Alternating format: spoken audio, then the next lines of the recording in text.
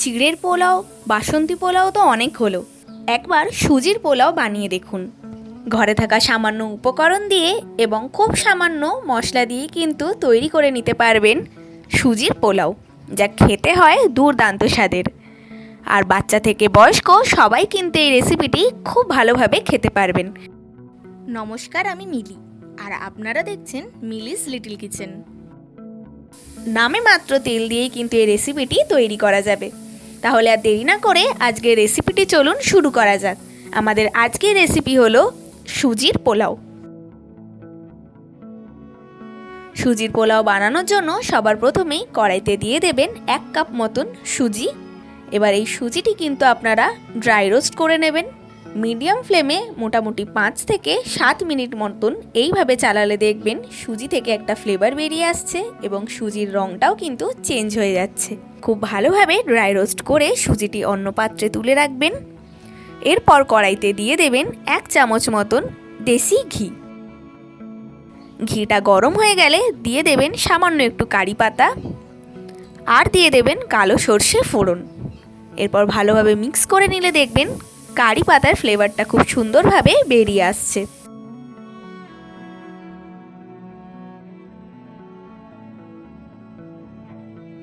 এই কড়াইতে দিয়ে দেবেন গাজর, বিনস এবং কড়াইশুঁটি, আর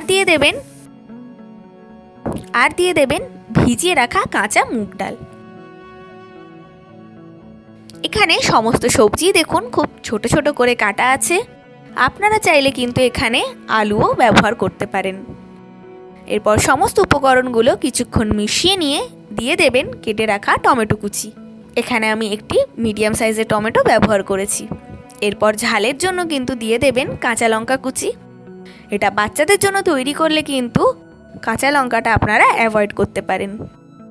এরপর ভালোভাবে কিছুক্ষণ মিক্স করে নেবেন।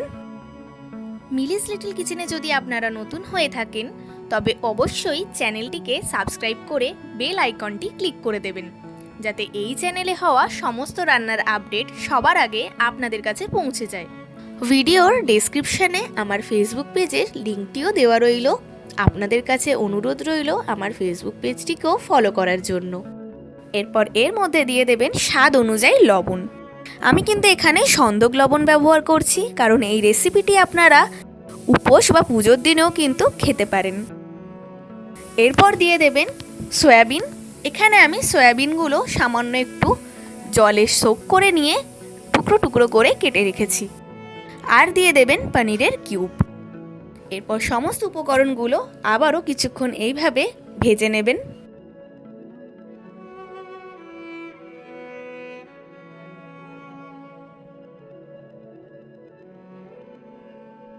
এরপর অ্যাড করে দেবেন ড্রাই রোস্ট করে রাখা সুজি।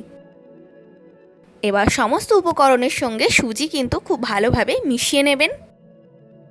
এরপর অল্প অল্প করে জল দিয়ে কিন্তু এইভাবে মেশাতে থাকবেন, তাহলে সুজিগুলো ফুলে উঠবে।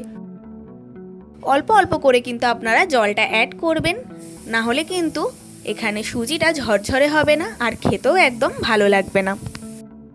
যারা ডায়েট করছেন তারাও এই রেসিপিটি কিন্তু ডায়েট লিস্টে রাখতে পারেন।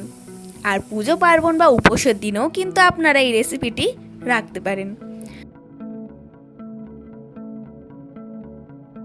এরপর ঢাকা দিয়ে মিডিয়াম ফ্লেমে 5 মিনিট মতন রেখে দেবেন।